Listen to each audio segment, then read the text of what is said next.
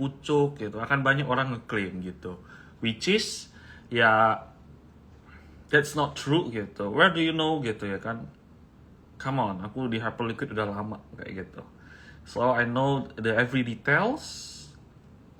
Cuman ya biarin aja, namanya orang marketing. We don't have to attack anyone gitu ya kan, as long as ya it harms no one gitu. Kecuali ya kan seru kayak gitu kan, orang asal ngomong bullshit, kita pegang kartu asnya mereka, tapi mereka nggak tahu kita pegang kartu asnya mereka. They think they are fine until ya misal someday maybe they talk shit about us, we can attack directly. Kaget ya, saya ada pair of aces. Makin ganteng kok dari dulu. Kok hype OTW balik ke 9 ya? I don't know, but I do really hope that happens kayak gitu. If that happens, this is my chance untuk ngehajar balik semua lagi. Jadi ya gitulah, saya belum deploying gitu. Saya lagi tidur gitu. Saya lagi tidur kemarin, ada acara, terus pagi-pagi bangun liquidation pada ngechat kan. WhatsApp kok gue rame banget ya, Heng, banyak yang hancur loh. Boleh beli hype nggak? Lah gue aja tidur gitu kan. Jadi mereka pada nggak ikut beli gitu. Wales-nya lah gitu. Wales-nya juga kita pada udah TP. Deg-degan Koko Live ada apa ya? Nggak ada. Saya cuman purely gabut aja. Purely gabut. And it's been a while dan saya nggak ngobrol sama teman-teman, jadi ya mari kita ngobrol.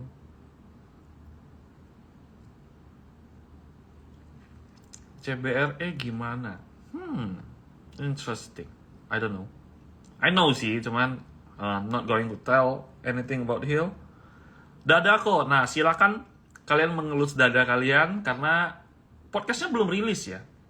Saya kemarin Jumat baru podcast sama Koleon di Overpost, and I talk about dada.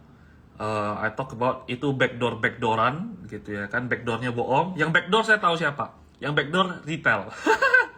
Retail nge-backdoor dada gitu. Jadi silakan elus dada kalian akan sesak dada kalau misalnya kalian punya. Gila, market cap 1 T dia bisa keluar barang 300 miliar. Congrats retail, itu KRW jilid 2. Pack bang, CBRE bang, segala macam. Come on man, you're not that special yang harus gue jawabin gitu. Who the hell are you gitu, ngedemand terus-terusan. Kayak selayaknya gue influencer kayak gitu. I'm not gitu.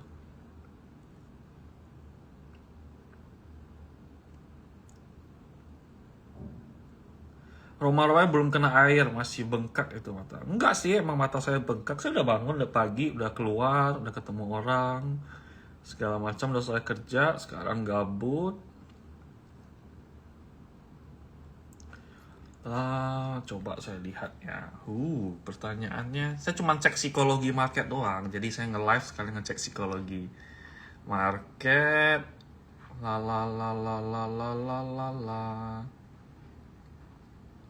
Dada, wah banyak yang dada ya.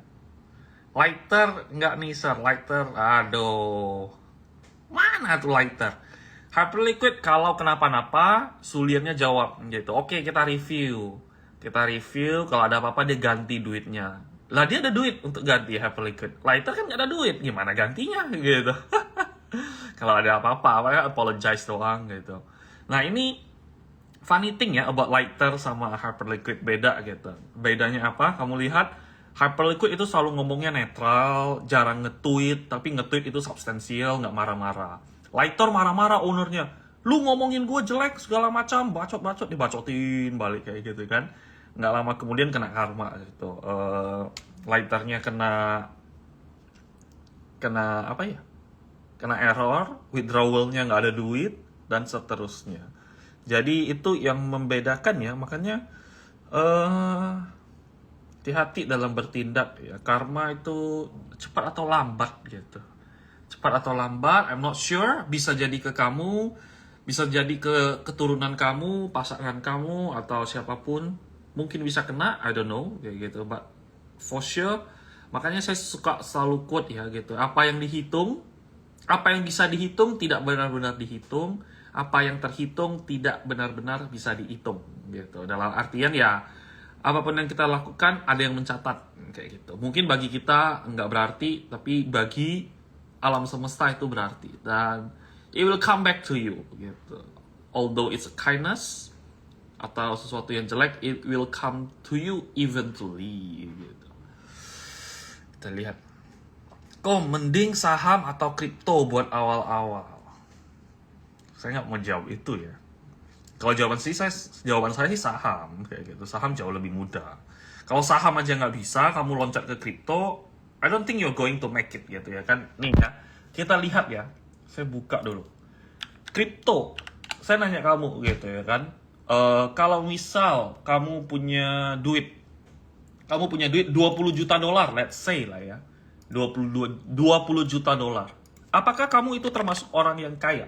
Gitu. Menurut saya 20 juta dolar oke lah. Kaya gitu. Punya 20 juta dolar hebat nggak? Menurut saya hebat kayak gitu. Namanya 20 juta dolar toh gitu ya kan. Lu kira 20 juta dolar itu duit yang kecil gitu. Tentu saja enggak gitu ya kan. We both agree that. Cuman saya akan bacain ke kamu gitu ya kan. Ada orang saya buka nih, mana channelnya dia. Ada orang gitu. Nih, ada orang namanya ABC. The top market maker on Hyperliquid lost over 35 million, wiping out 73% of the account. Nah, dia hilang 35 juta dolar. Itu satu. Terus kemudian kedua, ada satu lagi yang kemarin saya baca yang jago ya. Siapa namanya ya? Ada yang jago. Saya lupa namanya. Dia jago banget.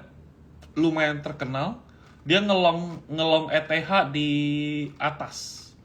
Kena wipe out, liquidate. Dia mirip James Wayne ya. Jadi James Wayne kalau teman-teman tahu liquidationnya parah. Nah ini juga nggak kalah parah. Siapa ya? Aku lupa deh. Yang penting intinya duitnya itu banyak banget. Udah lama di market crypto.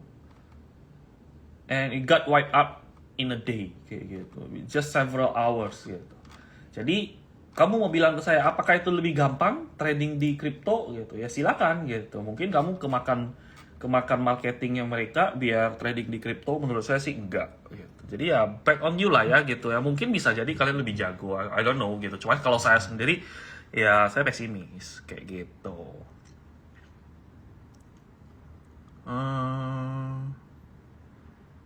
Bahas Japan Bond seru kok. Ya, Japan Bond itu seru. Saya sudah ngomongin Japan Bond, cuman I'm not going to disclose here gitu karena malas nanti diambil-ambil orang, nanti dipakein konten.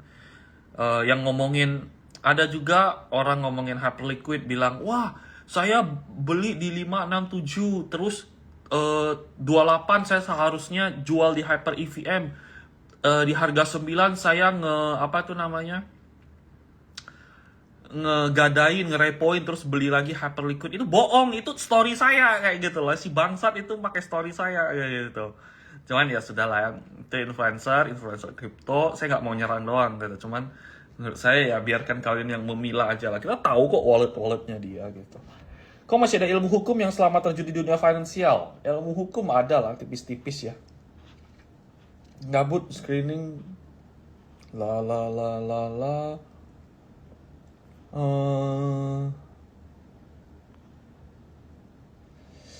Mana ya ini pertanyaannya saham mulu gitu, malas saya jawabinnya. Banyak banget anak CBRE sama Dada ya. Kenapa ya?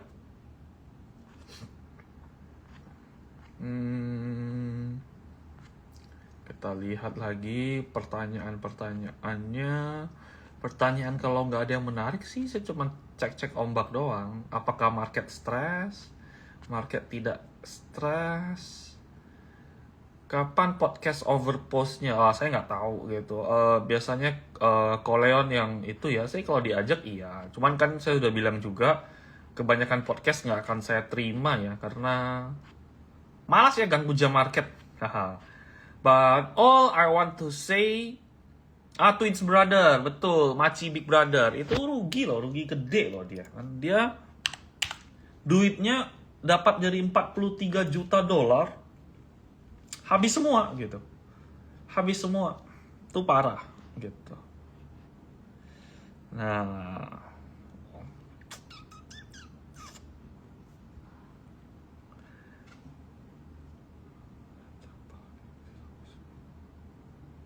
kau pernah dengar quotes tentang bahagiakan istri sampai istri mau beli apa? Belum selesai ngomong langsung dijawab boleh. Boleh.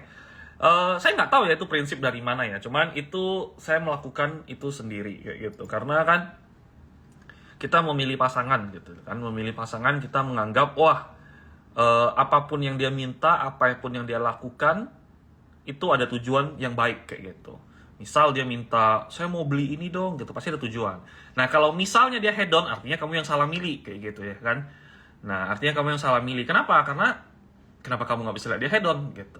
Nah, oleh karena itu, saya tahu pasangan saya nggak head on, jadi saya mau beli ini, boleh. Mau ini, boleh, gitu ya kan. Karena saya nganggap judgement dia bagus. Walaupun itu benar atau salah, kontroversi atau enggak, gitu ya kan. Saya nganggap, oke, dia itu benar. Dan, believe it or not, dengan kayak gitu, rezeki makin lancar gitu doang gitu. I cannot say anything gitu ya kan. Kamu mau ngomong apakah itu benar, apakah itu salah, saya nggak tahu gitu. Dan saya nggak memperdebatkan di sini benar atau di sini salah. Yang saya memperdebatkan, yang saya kasih tahu adalah saya merasakan itu sendiri. Benar kok, jangan dalam-dalam di sini. Iya, nggak ada yang mau dalam-dalam, orang tipis-tipis santai-santai gitu. Saya milih tidur, live atau main game. Saya baru habis main Dota. Gabut, ya udahlah live kayak gitu.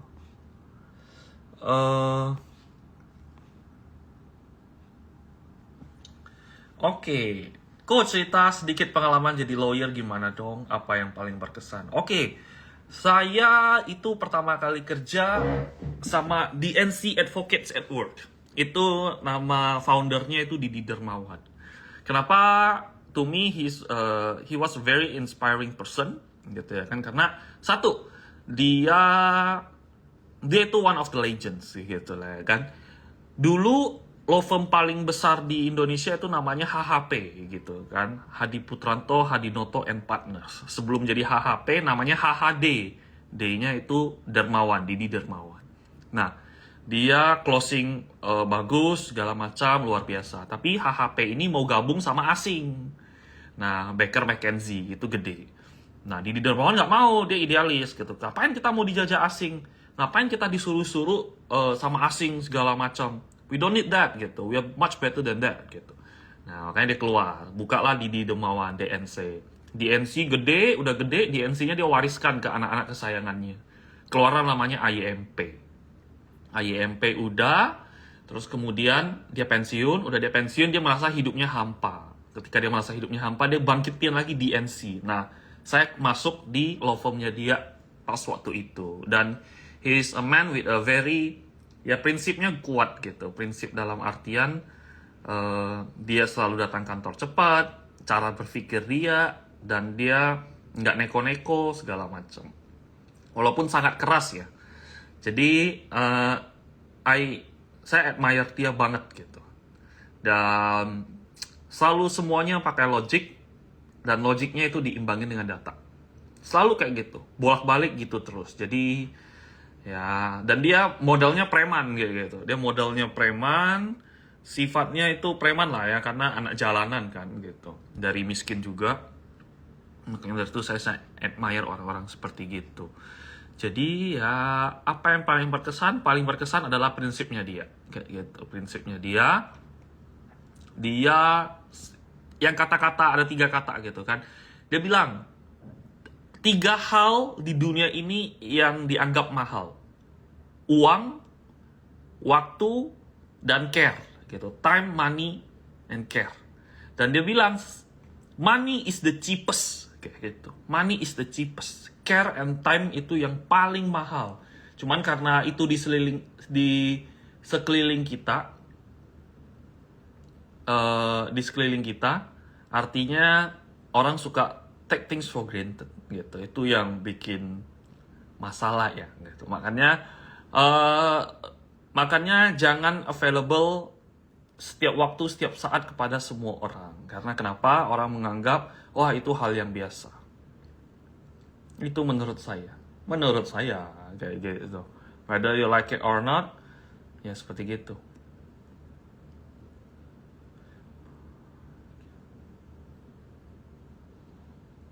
Oh.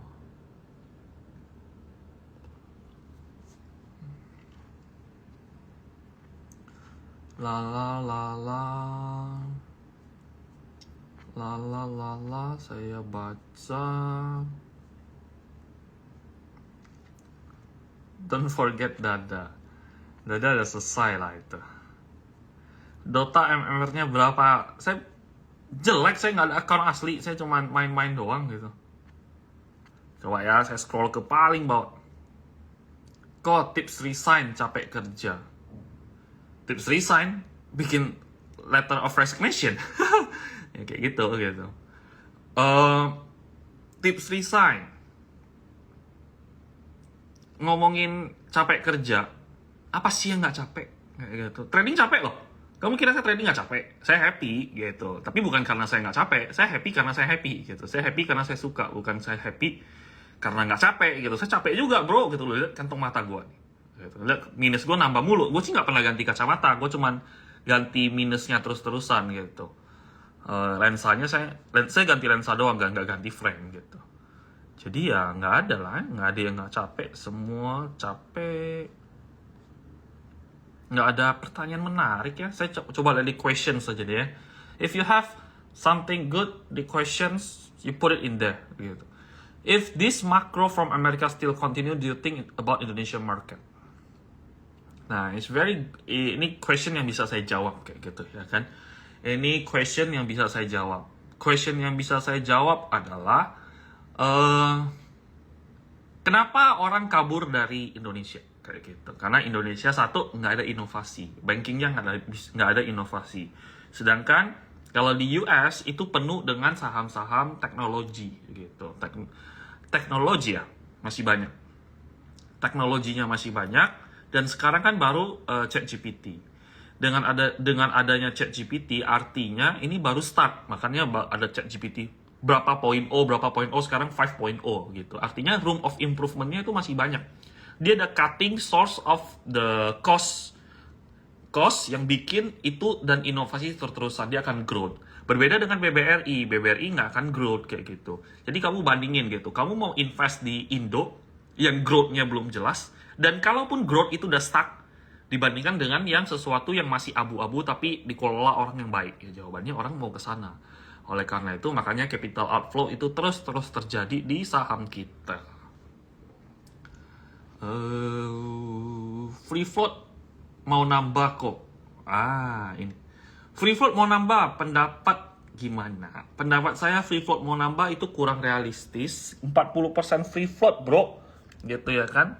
Duitnya dari mana gitu? Siapa yang mau beli free float segitu banyak kayak gitu? Nggak masuk akal. 40% free float bisa. Tunggu ISG kita 36.000. Nah, kalau nggak bisa. Kenapa? Lu free float banyak. Free float banyak, harganya gimana naik bang? Kayak gitu kan, gimana naik gitu.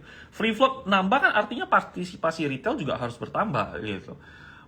Partisipasi retail, lu lihat orang-orang yang sekarang trading, itu menang. Menangnya di mana? Saham Pak PP, saham Bakri, sahamnya Wi-Fi, grup-grup konglomerasi semua yang menang. Tapi kalau kamu pegang saham-saham banking, blue chips, kalah kamu kayak gitu.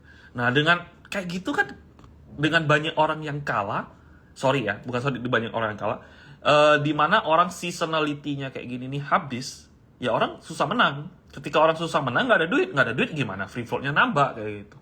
Jadi, it doesn't make any sense, sasarannya kurang tepat, mungkin belum, tapi nanti, I don't know, gitu. Cuman kalau semakin retailnya semakin banyak, ya tentu semakin berat. Nah, kalau kamu, makanya kita lihat ya,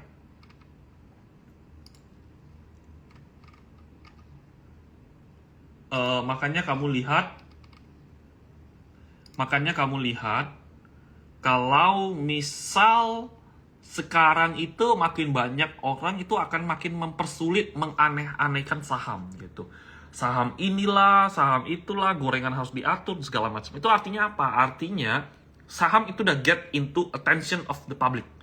Ketika attention di publik sudah mulai banyak, peraturannya mulai aneh-aneh, nah itu akan lebih susah trading. Makanya saya dari udah lama ya saya advice ya gitu. Saham ini masih banyak yang nggak diatur.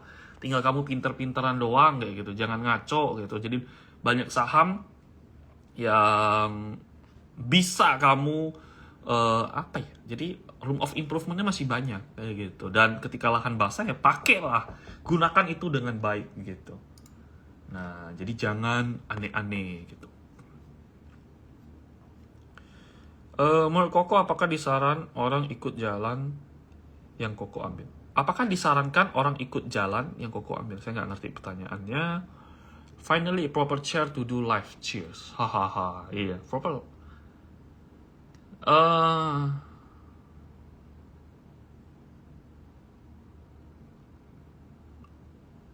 Lala. Nggak ikutan bangun sekolah-sekolah di pedalaman gitu kok. Terserah. Saya I'm not a fan of bangun sekolah gitu. Terserah mau sekolah fisik, debatable. Debatable, I have my things yang saya ngurus. Saya prefer saya lebih prefer adalah biasanya saya prefernya adalah saya sering bagi-bagi makanan aja ke orang-orang jalanan. Jadi misal event-event tertentu, biasanya sih masa-masa saya ulang tahun atau ada event-event tertentu atau lagi untung gede, biasanya saya borong barang, borong beras, borong makanan, borong segala macam, dan I randomly give it to people yang menurut saya itu butuh gitu. Saya jalan, wah ketemu ada, saya kasih, ketemu saya kasih segala macam. Terus saya lihat orang tidur di jalan, saya taruh di sebelah, taruh duitnya di sana. Saya merasa seperti itu yang lebih dibutuhkan. Berbeda pandangan orang cara membantu ya gitu, tapi that's my way. Then I don't think there is a right way or a wrong way, because I'm not looking for any justification untuk itu. Astar kenapa saya nggak suka? Karena kalian harus tahu 95% holdernya Astar itu related kepada insider trading kayak gitu. Dan mereka belinya di bawah, mereka pegang 95% supply. Dan artinya apa? Artinya dia DEX, tapi tidak DEX, yaitu dia DEX bersifat checks gitu ya kan. Oleh karena itu saya nggak suka. Kalau kamu mau cari duit dengan hit and run waktu itu, silakan. Boleh aja, toh sah-sah aja kan orang dapat duit gitu. Tapi kalau kamu mau choose idealisme dan long term, itu not a right place kayak gitu. Karena it depends on one thing. Itu perbedaan antara kabel play, yaitu CZ-nya, melalui Astar-nya, terhadap fair play, yaitu hyperliquid yang orang-orang suka. Seperti gitu. Pertanyaannya banyak banget ya. Cuma iseng-iseng doang. Review Bis Yugo kok. Kenapa dia bisa survive di market? Review Bis Yugo. Bis Yugo itu 10 out of 10. Kayak gitu. He is the most... itu sensei saya paling best. Kayak gitu. There is no second best. Dia itu... Jadi, token 2049. Orang cari alpha kesana kesini gitu. Kamu lihat saya nggak muncul di mana-mana gitu ya kan. Saya ada di sana, tapi saya nggak muncul di mana-mana. Saya enjoy hotel, enjoy kasino, enjoy kuliner gitu kan, sama shopping. Karena I don't need all of those things. Because I got 2 alpha gitu. First adalah Koyugo, itu the alpha of the alpha gitu. Yang kedua adalah Jeff gitu. That's all I need gitu. Namanya alpha itu sesuatu yang tidak banyak yang tahu, tidak banyak terfikirkan, tapi itu yang akan jackpot. Tapi kalau banyak yang tahu itu bukan alpha. Dan dengan mereka berdua saja saya sudah cukup.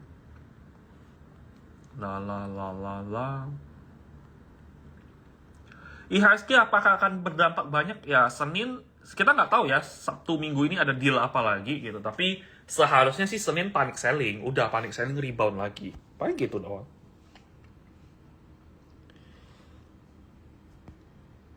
Kok kalau di Batam, haha.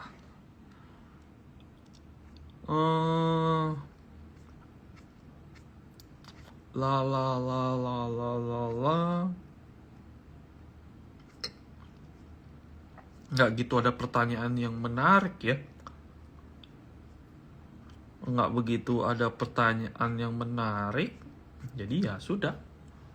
Nah, begitu.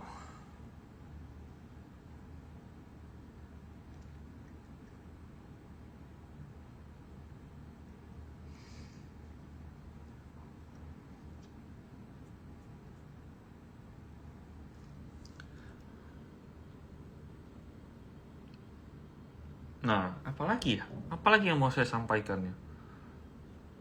Nah, ada sih yang mau saya sampaikan ya. Financial freedom rasanya apa? Financial freedom ya? Rasanya apa ya? Coklat sih. Menurut saya financial freedom rasanya coklat. Coklat dalam artian adalah saya punya kesempatan untuk melakukan hal-hal bodoh lebih banyak lagi gitu. Menurut saya sih financial freedom itu ya gitu. Dan being financial freedom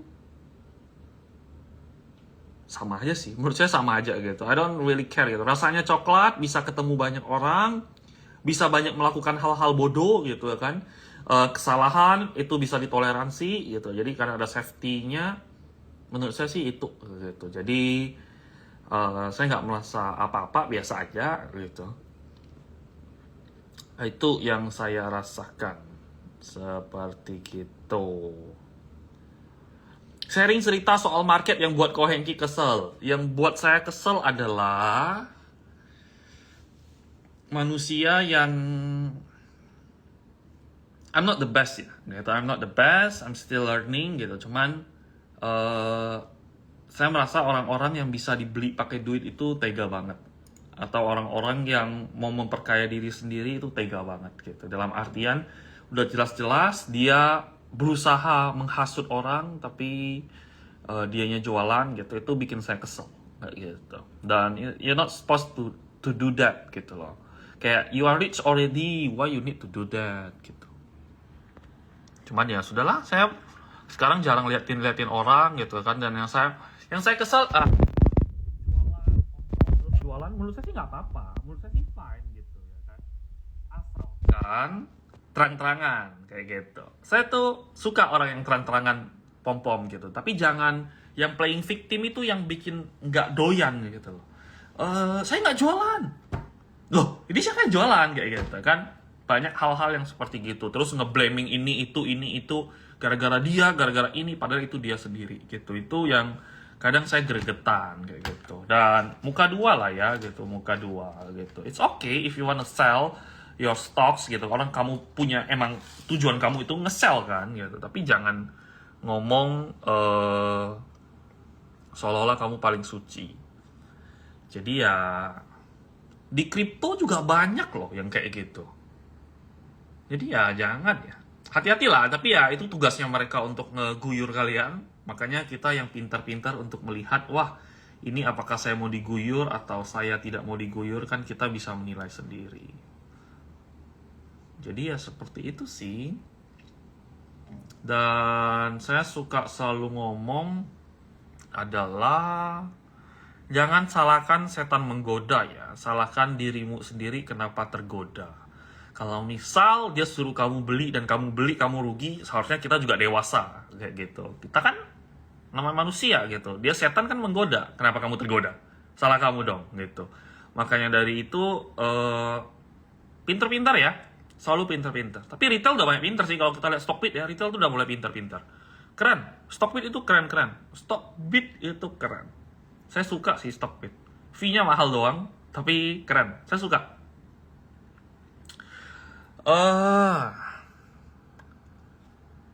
Pertanyaan banyak banget ya.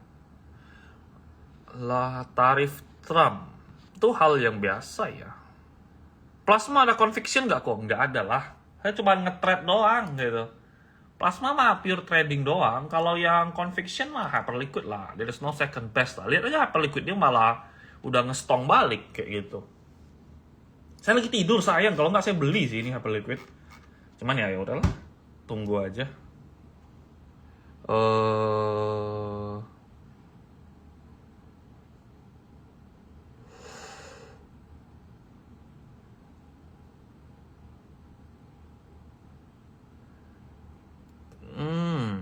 Jadi setelah ketemu Ko Andrew, udah ketemu tujuan hidup baru. Wah, tujuan hidupnya Ko Andrew itu terlalu mulia ya. Saya nggak semulia beliau.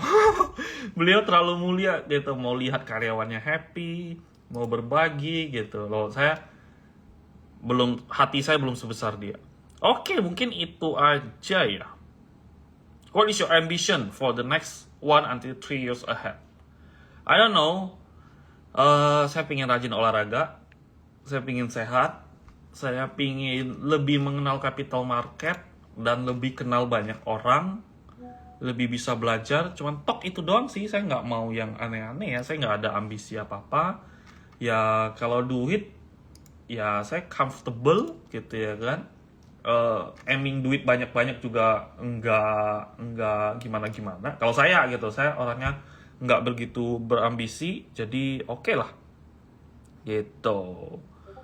Oke, mungkin itu aja untuk hari ini. Yang mau saya katakan di sini adalah untuk menutup live ini, yang live 30 menit, saya cuma mau cek psikologis doang sebenarnya. Cuman all I want to say adalah what kind of money if it doesn't spend, gitu ya kan? What kind of money if it doesn't spend?